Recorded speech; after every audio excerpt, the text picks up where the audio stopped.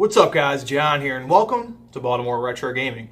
And if you're fans of games like run and gun shooters like Metal Slug, or specifically on the Genesis, because, I mean, you know I'm going to talk about Genesis games. I've been on a Genesis kick for the last month. But if you're fans of games like Contra Horror Corps or Treasure's own Gunstar Heroes, well, guess what? Treasure made another game for the Genesis, or I should say Mega Drive. It only came out in PAL territories in Japan, and that game is Alien Soldier. This one's actually on the Sega Genesis. Let's check it out.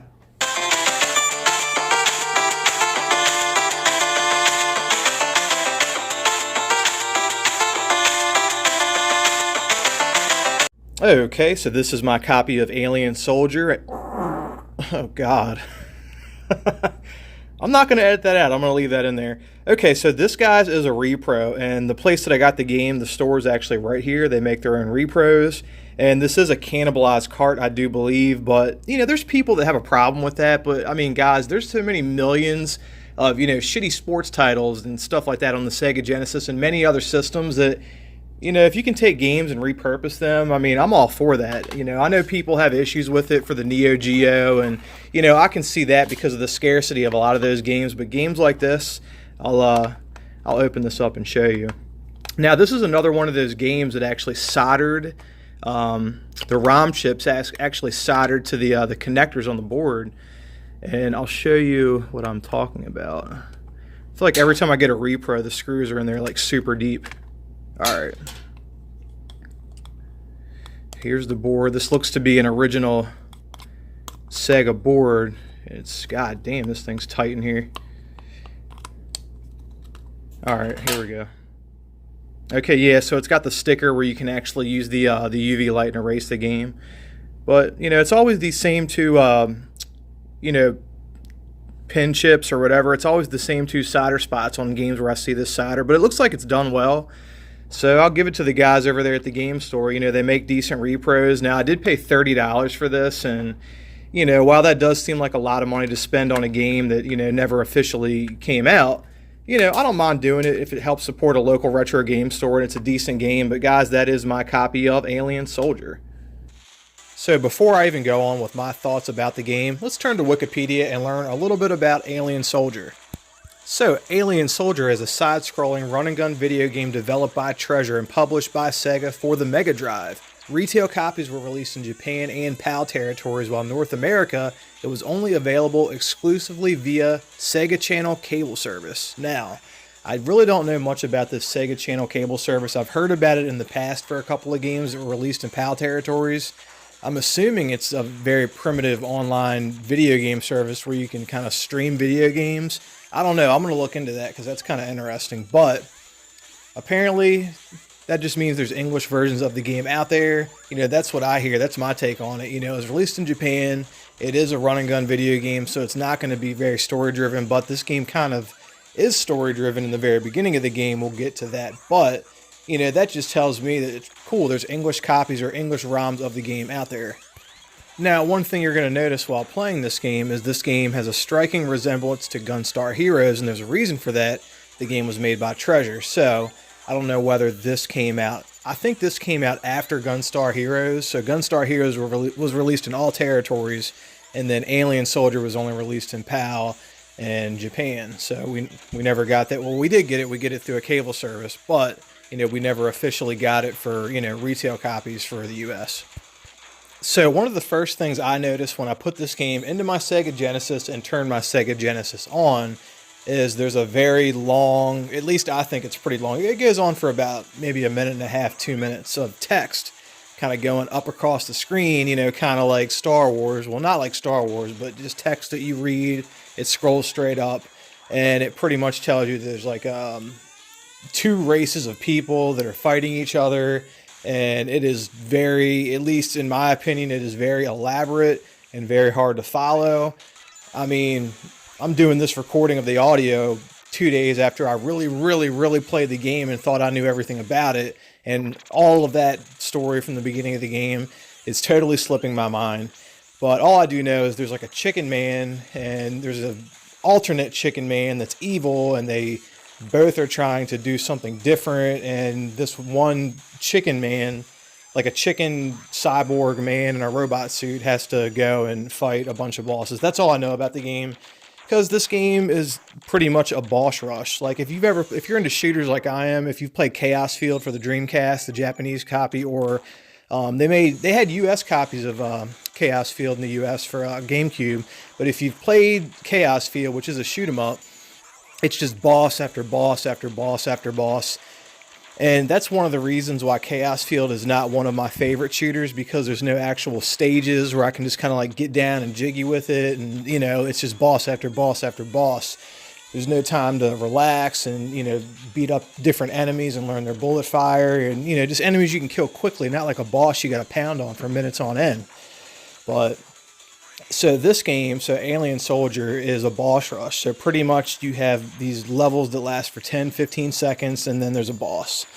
And then another level that lasts for 10, 15 seconds, and then another boss. I mean, that's pretty much what this game is. Now, that's not all this game is. You know, it has some interesting mechanics to it. So there's a lot of like double taps and like hit up and C or down and C or up and A. You know, so you can kind of like dash across the screen. Choose different weapons. You know, there's different functions you can kind of. It's kind of similar to a lot of you know, action RPGs today. There's different like weapon systems. There's a few different weapons that you can choose from. If you hit A, you can scroll through them. Now C is what you use when you want to jump and dash, and you know all the style moves that you use to kill your bosses. You know, learn their enemy patterns and bullet fire. And dash to, you know, to get around it. And that's a cool thing about this game, because I love games like that, you know, like action. Even though this isn't an action RPG, it's kind of got like the mechanics of an action RPG, but just in a different way, like kind of like in a shoot 'em up boss rush way, like Chaos Field. And that is really cool. And I'm sure if I spent the time and really learned the menu systems of this game, I could play it and learn it and get really good at it. But unfortunately for me, you know, and I sat down with this game for a while, I had to use a Game Genie. I had to cheat to really learn this game, and, you know, so I can capture some decent footage of me playing it. But that's just my way. That's one way I learn how to play games and try to get good at them really quick. You know, throw the Game Genie in there, throw some codes in there, and, you know, just not die until I learn how to kill people. And then I'll, you know, take the Game Genie off and, you know, take the training wheels off pretty much, and then just go and play the game. So I know I mentioned this game was released by Treasure, and so was Gunstar Heroes, and actually Treasure did some pretty good shooters. I think they might have done Radiant Silvergun. Not 100% sure. Maybe they did Chaos Field too. I don't know. I know they did a bunch of decent shooters. I don't know all the games they did, but I do. They did Gunstar Heroes, and they did Alien Soldier. Now, it was a Sega. I read it somewhere online. There was a Sega Ages like 2500, one of those PS2 collections. You know, that only came out in Japan. You know, Sega released a lot of those in Japan. You know, Hudson, you know, like Adventure Island, Hudson. You know, Hudson Selections released a lot of games like that in Japan as well. Actually, you should look for some of those games online, guys. Some of those like Hudson Selections and the Sega Ages collections that came out in Japan for the PlayStation 2. Because there's a lot of like retro, like old school shooters that they remade, and like Adventure Island, and there's some pretty good games that like PC Engine and Sega they released on the PlayStation 2, like old PC Engine games and old Sega Genesis and Mega Drive games that are completely awesome. So you guys should be looking for some of those on eBay and on Amazon. You know, a lot of those games, I don't know if the prices have gone crazy on them. I'm sure on some of them they have. But years ago, I was picking a lot of those games up online for, God, it was back when I used to buy games online, maybe 3 or 4 years ago. But I picked a lot of them up for like 10, 15 bucks, and they were really, really good games. Yeah, so, you know, Sega released another game on the PlayStation 2, Thunder Force 6, and that's a pretty amazing shooter. That's another one you might want to check out. But anyway, we're talking about Treasure. So anyway, Treasure released a Sega Ages collection on the PlayStation 2. And the point I'm trying to get at is Alien Soldier may be on that collection. I'm not 100% sure, but I do know they made a Gunstar Heroes Sega Ages collection for the PlayStation 2 that sadly we never got over here in the US. But anyway, this is a pretty good game. This isn't a game that's really for me. I mean, it's fun. It's got a really cool menu system, battle system. The boss rush honestly kind of turns me off a little bit. Just being 100% honest, I'm sure there's fans out there of this game that will defend it to all end, but just know for me that it's cool. And if I did take the time to really learn the game, I would probably appreciate it a lot more than I do right now. Not that it's a bad game, don't get me wrong, but it's just not one of those games that I see myself playing every day. When it comes to arcade style games, I really love shooters. That's where my heart lies. And, there's other games like platformers and, like arcade racing games. A lot of those games, if I get hooked on them, those are games I could play like every day. I could just jump right in, get what I need and jump out. And it just, for me right now, this game is not one of those games that I could jump in and jump out of right now. But don't let that turn you off. It is a good game, but buy a repro of it because this game is pricey as hell. And if you want a real copy, unless you're like one of those crazy collector people, just get a repro or download a ROM. It's just one of those type of games. But, if you are a hardcore collector, this may be something that you need to add to your collection. But I can see for a lot of people, this may be a game you might want to pass up. But, for the price on a repro, maybe it's something, you might want to check out. Okay, so guys, Alien Soldier, you guys copping or what? So, this game's pretty interesting. It had an interesting release. So, it is a treasure game, so you have to factor that in. You think anything treasure people are going to want. And it did have a PAL release. So, not only did it have a Japanese release, it had a PAL release as well. So, there's English versions of the game out there.